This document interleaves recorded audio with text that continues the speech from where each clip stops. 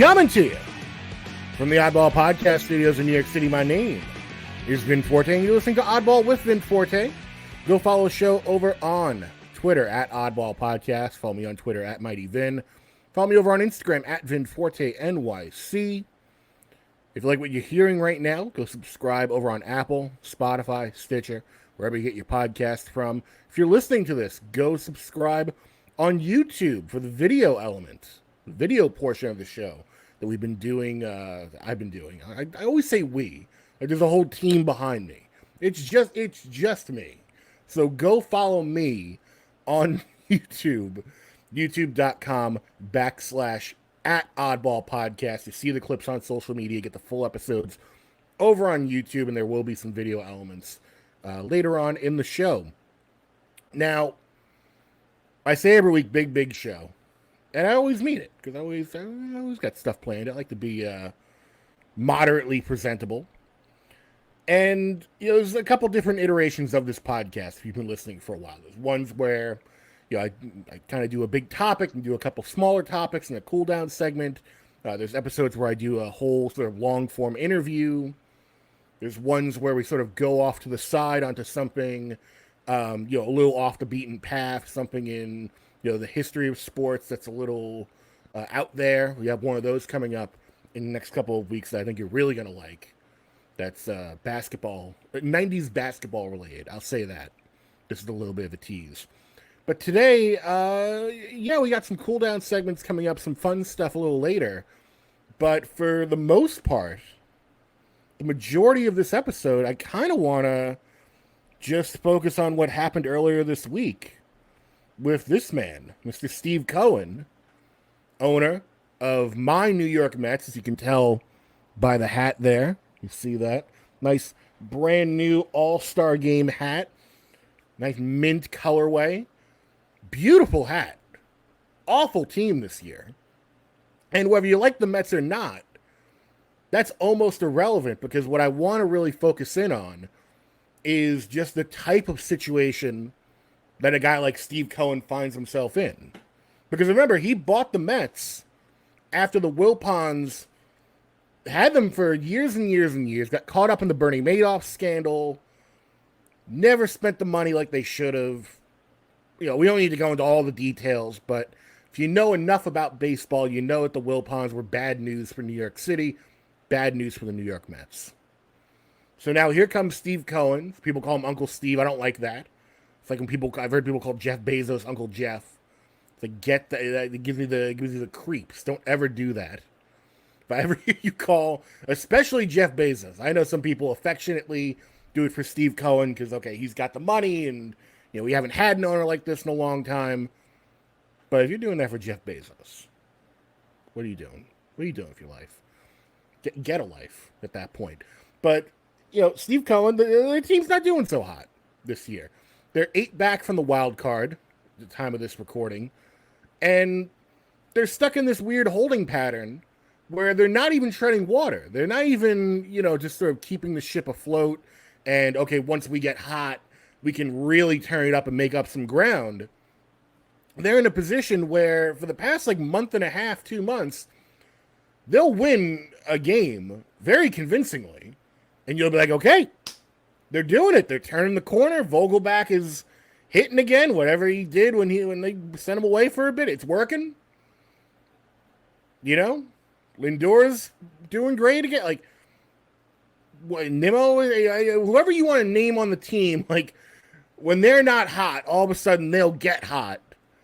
And it's like, okay, we're back. Then they'll lose 2 in a row. Then they'll win 1. They'll give you 1. Then they'll lose 2 in a row again. Then they'll win another one. Huh? Convincing win. You think, oh, here it is. This is the turning point. Buck Showalter must have given them a big speech. They're going to turn around now, and there's no turnaround. And there hasn't been a turnaround for the Mets. So, Steve Cohen came out this week, said, you know what, I'm going to do an emergency press conference. And I'm going to, I'm going to press the flesh. I'm going to, take some questions. As you can see there, if you're watching on YouTube, he just sat at a Mets adorned table with his bottle of water and his Mets hat, like he's just some fan, like he's one of the guys. And I don't know what people were really expecting, but again, this is not so much about like, oh, me, the Mets fan, personally, and look what's going on with my team. I want to highlight this because this is an example of something that doesn't happen that often, where the owner comes out, takes questions. You see it sometimes. If you go back to the Yankees and George Steinbrenner, but for all the good that George Steinbrenner did, there were long periods in that franchise where he was not the best owner in the world. And let's just we'll keep that mildly, because he made himself front and center, a little too much, was very impulsive. And when Steve Cohen bought this team, one of the most impulsive things he said was he wants to win in the next 3 to 5 years. And now he came out and did a press conference that basically preached playing the long game, which, fine. You know what? If that had been it from the start, where it's like, hey, listen, Rome wasn't built in a day. We've got a lot that we've got to clean up from the previous administration. We're going to take our time. We're going to build up the farm system. We're going to make it so that, 4 years from now, 5 years from now, we can put contenders on the field every single year. We can never, you can't guarantee a championship every year, but we can guarantee that we're going to make this team viable every single year. Every single year, they're going to be in the mix. You're never going to be able to count the Mets out. And he went out this past year after a 101 win season, and he got Verlander. He showed up, a lot of the older guys. And, I gotta say, maybe the Edwin Diaz thing where he, broke his leg or whatever during a celebration at the World Baseball Classic. Maybe that was, an omen of things to come. Lose your best closer. But things, like I said, have not been good for the Mets this year. And a lot of that falls on the players. A lot of that, I think, rightfully falls on Buck Showalter, the manager. I think it falls on Billy Epler, the GM. I think there's a lot of blame to go around. But I think that this press conference was a mixed bag. Because, again, I think perception is 100% of reality. Never forget that. Perception is 100% of reality. So Steve Cohen had come out from the start and, again, said this is going to take time. We're kind of building it from square one again. But don't worry, I've got the money, and we're going to make sure we right this ship. I don't think anyone would be necessarily as vitriolic as they've been or as disappointed as they've been at the state of this team right now. Now, again, they won 101 games last season, so now the precipitous drop, that's going to do you in as well. But it's just to see him come out now with so little fire and kind of just be like, well, hey, look, I'm disappointed. We're not going to make any changes right now, but everything's on the table by the trade deadline, the end of the season. And I don't think fans want to hear that. Fans want their pound of flesh. If a change is going to come, look, the Phillies fired Joe Girardi halfway through last season and then went to the World Series. So who's to say a change like getting rid of Buck wouldn't galvanize the team? Now, personally, I don't think so. I don't think that is the right move. I think if you're Steve Cohen, and he didn't exactly say it this way, but I suspect he, similar thinking, where he's like, look, we've got a big enough sample size of Buck where we're not going to throw the baby out with the bathwater just yet. Yeah, obviously there's enough blame to go around. He's part of it. But he managed this team to 101 wins last season. So let's not call our shot on this just yet. The jury is still out. Now, Billy Epler, and then this is where it gets interesting. Some people want Billy Epler's head, the GM. Now, they're kind of waiting for David Stearns. Not David Stern, the former NBA commissioner, rest in peace. David Stearns, guy who ran the Milwaukee Brewers and brought them back to prominence. He's, his contract is up at the end of this season, so it would seem, and a lot of reports seem to suggest this, that Cohen's going to go after him. But he can't say that now because, you don't want to do any kind of tampering. You don't want to say, hey, we're looking to get so-and-so. Hey, wink, wink, I'm doing a press conference. Come on over, buddy. You can't do that. And, he definitely can't be calling him, not that he's doing that, but, he can't be, on the down low calling him as well. So what you end up having to do is sort of doing this half-hearted, we'll make some moves if we need to, but, we're still looking for president of baseball operations, day-to-day guy. So Epler's going nowhere. Buck, like we went over, has the resume, big enough sample size to say we're keeping him for now. But end of the season, all bets are off. And again, I don't think it's a bad strategy. It's not.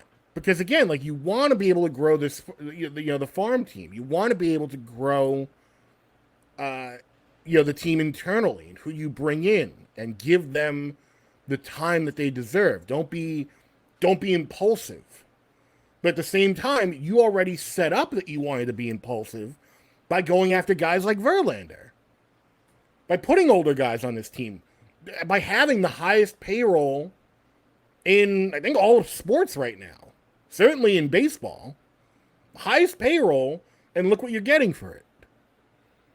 So I think the one glaring thing that was missing, and it's a big thing, is I think he needs to assert more, not assert his dominance, because nobody likes it when the CEO comes out and thinks they know how to run, in this case, the baseball team. This guy that just bought the team, oh, he knows how to do. No, he's going to hire the people that are going to tell him what to do, but he hasn't really hired all those people yet, so he's got to sort of sit in this holding pattern. But I think while you're in this holding pattern, you still control the purse strings. You still should be out there going, you know what? Yeah, I paid a lot of money for this team. I went out there and spent for this franchise. I put my money on the table to get the best players that I feel and that my people have told me up to this point can win us a championship, and they haven't produced. So you know what? Just know that even though you may not hear from me, we're always watching. We got eyes in the back of our head. And just because you don't see decisions being made doesn't mean we're not thinking about making them. Doesn't mean we're not in the process of making them. Doesn't mean we're not looking to right this ship. And whatever calls we have to make, know that I will make them. I think that kind of assertiveness is what he was lacking. Because as much as the money got you into this situation, he's one of the few owners where the money can pull you back out of that situation. If he makes the right moves, if he's got the right people around him, which if he's going after David Stearns, would seem that he's going to be going after the right people. And obviously Stearns might have some people that he brings in as well. But again, he can't say that right now. But what he can say is that, look, again, I control the purse strings. I paid for the guys you see on the field. And if they're not delivering, I can, in some cases, bite the bullet, take it on the chin, pay for some of them to go away, trade some of them. And he can say, don't think, I don't think he has to go this far, but, give the attitude, give the impression that, don't think I won't. Don't think I won't. You call me Uncle Steve one more time, I'll do it. You wait and see. So I think it was a little bit of a feckless press conference. And it's just interesting to see, again, a guy who bought a team in a big market like New York City and him coming out to do this kind of a State of the Union while the team is in free fall. Now, again, All-Star break is coming up. Who's to say they don't turn it around? But if you're going to turn it around, you need that galvanizing moment. That moment where the team snaps together, everything clicks, and it's like, you know what? Yeah, we have been sucking. We have been resting on, whatever. I don't know what we've been resting on BS. But we gotta dig down deep, find something inside of us, and get this done. And again, I don't know necessarily if that stops with Buck Showalter. I know that a lot of people don't like the job, like I said, Buck is doing this year. He seems to be a little more lackadaisical. Again, he doesn't seem to have a whole lot of fire either. Meanwhile, you see, and this is a different league, but you see what happens in the NBA when, the Nuggets got to the finals and Mike Malone, their coach, was not afraid at all in the playoffs in the regular season when they even sniffed a negative downturn, when they even were on the cusp of possibly losing a game, or they would win a game but not in convincing fashion. He would tear them apart. He would have no problem with, because there's that trust between him and the players, him and his guys, where we're all in this together. And I don't think there's got to be some disconnect between the players on the Mets right now and Buck Showalter. I don't know if he's lost the room. They all seem to love Buck. They loved him last season. Sure, they love him again this season. But sometimes there just comes a point where you lost that love and feeling, baby. Like, sometimes it just happens. Sometimes adjustments need to be made, and the people who need to make them don't make them, and the team goes off course, and you can't get the train back on the tracks. And that seems to be where the Mets are right now. So, until someone, whether it's Steve Cohen, Buck Showalter, Billy Apple, somebody in that clubhouse needs to come out and do something to get this team snapped back into position. And I wish I could sit here and tell you that's an easy question to answer, but it's not. In fact, it's one of the hardest questions to answer. Because how do you do that? These guys are getting paid millions of dollars, in most cases guaranteed money. So, a lot of them are already just living high on the hog. So what, are you going to go out there and tell a guy who's making, $30 million what's what? Give him the business? No, sometimes if they're not fully committed, sometimes they're just going to screw you. Maybe they won't say it out loud. But, look, there's a reason the manager is always the first person to go. There's a reason people are calling for Buck Showalter to be gone. Again, some of that is people just are angry. They want, like I said, they want their pound of flesh. But some, a lot of it's very legitimate. And a lot of it is because we're used to, when the change needs to be done, you're not going to fire the guy who's making $30 million. You're not going to fire Francisco Lindor. You're not going to get rid of Justin Verlander, who they just paid all that money for. They broke the bank to get. They're going to fire a guy like Buck Showalter. And while Steve Cohen says he's standing by him, we will wait and see how the rest of the season turns out. I'm doubtful that this team turns it around, but I hope I'm wrong. And that's all I got to say on that. And, look at that face. Could not have found a better image. I'll tell you something, if you're only listening right now, watch on YouTube. Look at this photo. Again, like, he's kind of just like, I don't know what to do. I just bought the team. I haven't hired the right guys yet. But you see. You'll wait and see. And then if they don't I heard maybe they're bringing Theo Epstein. I don't know. Again, got to do something. Gotta do something. Now, switching from baseball to the NBA, the WNBA. I was watching a great match last night. Listen, I know, I'm not an idiot. I know some people feel a certain way about the WNBA. But I'll say this. For me personally, give it a chance. If you gave it a chance a while back, you dipped out, dipped back in. The season's really good. And speaking of really good, Las Vegas Aces are really freaking good. They're excellent.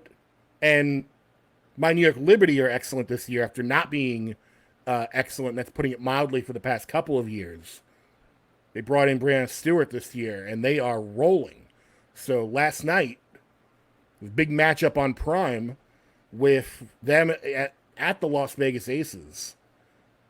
And as you see on the screen there, Kelsey Plum, Aja Wilson is not on screen, but is on the Aces. And the Aces are so good. I think they won like 14 games, in not a row, but I think they're like 14-1, 14-2 this year. They are rolling. They may go back to back. This is a big test for the Liberty, and Liberty did not do so hot. Now they still got a whole, over half a season left. So certainly, as this team has gotten their sea legs in the past couple of weeks and has clicked very quickly, they could, get even stronger, get some more chemistry going, and now that they have experience playing the Aces, maybe that could be sort of their, no pun intended, ace in the hole. And now that they've got that experience, they can build off of that. But the Aces are just that. They're Aces. They are, here's how good they are this year. I was talking to our friend Martenzi Johnson about this. They're so good. The Las Vegas Aces are so good. You forget that they acquired Candace Parker this past season.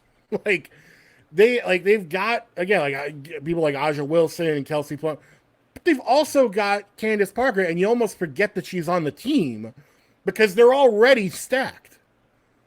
But, I wanted to give them their props, but I also wanted to highlight, because I've been watching a lot more WNBA, looking up WNBA stuff, obviously that filters into your feed, especially on something like Instagram.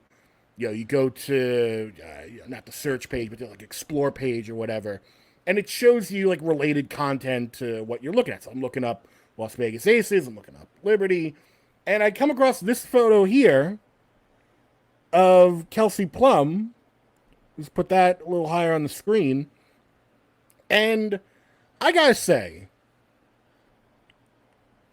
this picture is amazing. If you're listening, on the pod, you've really got to look on YouTube for this one. It's Kelsey Plum, a plum dog. She does have the whole dog thing going on, which is going to make sense in a moment. But you really gotta come over to YouTube and check this out, because I love this image of Kelsey Plum.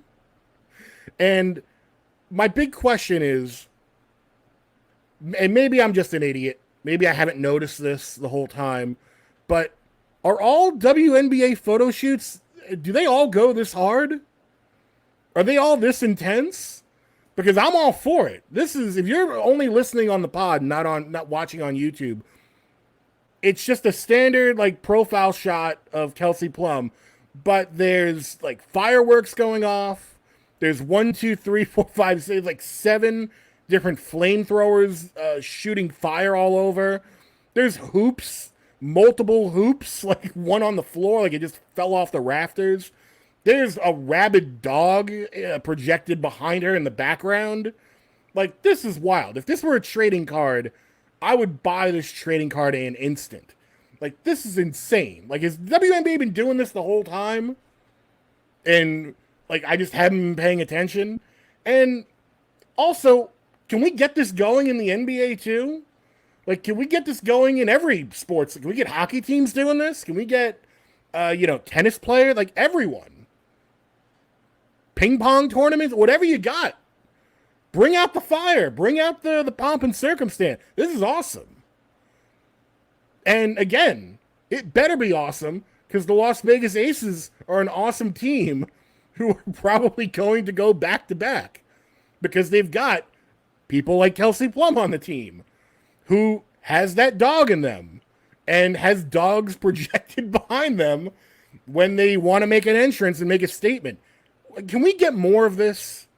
Again, doesn't matter what league. can we get more of what you're seeing right now on your screen? That's it. That's the entire segment. I just wanted to highlight that because I had never seen this photo before. I tried looking to see if any of our players on the team. I just didn't know what to look up to find it. What do you look up? The Vegas Aces flamethrowers? Like, I don't know. But, shout out to the Las Vegas Aces. They're killing it this year. And I just wanted to get that out there. But now we're going to do something that we talk about every once in a while, which is we're going to do a cool down segment. Again, Steve Cohen was the real focus this week. We want to cool down. We talk every once in a while about video games, get a good video game topic out there. And this week, we got a good one. Retrobit, our friends, not our friends, but I like them. They're a good website, Retrobit. They've been doing these re-releases of rare, hard-to-find games from the 80s and 90s. And one of those that they just announced is El Viento. If you haven't played El Viento, it's a great sort of, if I had to equate it to another game, it's kind of like a Shinobi Strider type of game for the Sega Genesis. It is very Sega. Like, go look up footage of El Viento. You see that and you're like, oh my god, that's a Sega game. And for people of a certain age, if just the name El Viento sounds familiar, I put it up on Twitter at Mighty Vin this morning. If you watch Nick Arcade as a kid, they would swap out, when they would do the video challenge. This would be one of the ones that they would have in rotation. It would always be like El Viento, Chuck Rock, King of the Monsters, but El Viento is always one of them. It just always stuck out. It's I believe it's Spanish for the wind. So they would always swap that in with the other arcade cabinets on Nick Arcade. But going back to Retrobit, it's not necessarily so much I want to highlight El Viento. It's the fact that a company like Retrobit and others like them, limited run games, places like that, over the past couple of years, quite a few years actually, have been releasing real hardware, or real software for real hardware. Like if you look at that photo, that's, we'll just get the banner off there so you can see the whole thing. That's a real cartridge. That is a real ass cartridge in a beautiful translucent, like hot pink purple design. Like that looks good. It's got a custom case and a full colored instruction manual with art. Like really going above and beyond. And that's what a lot of companies do with these releases. They do go above and beyond. And one of the keys to this is not just that, okay, they're taking a game that, you may or may not have heard of, and they're re-releasing it for a modern crowd and making it so that you can have the experience of playing it on your original Genesis or Mega Drive. But it's that if you were to buy this game, if you were to buy a game like El Viento right now on eBay, it would cost like $350. So instead, they're going to sell it to you for, I don't know offhand what the price is, but let's even say, like $50. Great, that's $300 less dollars that I need to spend to get El Viento. And they do this with other games as well. I believe Soldice is another one that they're just releasing that they announced this week. They did it with the Valis games a little while back. So all these cult favorites, a lot of games that came over from Japan that weren't translated that now have fan translations. People work very hard to make these games palatable for an American audience so that they can be played and enjoyed. And I like that because the point is I like video game preservation. And I like that there's companies out there that are looking to take games that didn't really get a whole lot of shine and a whole lot of praise back in the day, and they're going to give them their just due. Again, instead of having to find a loose copy of a game that only had a 5,000 copy run in America because whatever company at the time didn't think it was going to sell, now you can have access to it. And look, I'm not an idiot. I know you can get the ROM. I know there's emulators out there. But a lot of people, if you're into video games, you like having, it's like a token. It's like a nice little thing you can put it on the shelf. I mean, come on, look at that cartridge. Do I have to go back? Do I have to keep going back to the cartridge? That is a neat looking cartridge. I feel like Marge Simpson doing I just think it's neat. Like, it is. It's a neat thing to have this kind of a product, new in box and not having to pay that much money for it. So basically my point in all of this is check out Retrobit, Google them, look up what they've got. They're more than happy to, they're all in this together. So they're always, retweeting links to other companies doing this kind of stuff. Do a little research and, you might find a new favorite game. It's the summertime. A lot of people may consider this the dry season for, AAA video games. Certainly some people, have felt that way in the past. This is a great opportunity to, look into some things, some places like Retrobit that maybe you haven't looked into before, didn't think to look into. Look at some of the games they're re-releasing, and maybe you may find a new classic for your own library. So, check that out. Once again, the one they're doing right now is El Viento, which, again, I would actually highly recommend. Can't speak as much to Soldies, which they're also doing, but El Viento, really good game. Really good. So, again, if you like games like Shinobi, Strider, if you like sort of early Genesis, like that look and the sound, go check it out, man. Do it. Why not? Why not? Do something for yourself for once. Buy yourself something nice. Again, something that's not $350. But yeah, so go check them out. And, with that said, I think we're going to end it here for now. A little bit of a shorter episode this week. But, like I said, I've got some big plans for the next couple of weeks. I will reveal, I mentioned it before, but I'm not going to say who we're going to have on. But in the next couple of weeks, I will be doing an episode, and we're going to have guests on, where it's going to be all about Shaquille O'Neal's rap career. And that's going to be one of the episodes that I talked about early on at the beginning of this episode, where when you talk about different permutations and types of episodes that I like to do, that's going to be a really fun one. And we're going to talk all about, his history in the 90s on the Magic and, Shaq Fu and, Fu Schnickens and, Doc's the name, all the, or, what's up, Doc? Like, Doc's the name is Redman. But I believe, wasn't Redman on one of those albums? I have to recheck that. But we're definitely going to get all into Shaq Diesel, if not Shaq Fu as well. And, the whole NBA player wanting to be a rapper dynamic.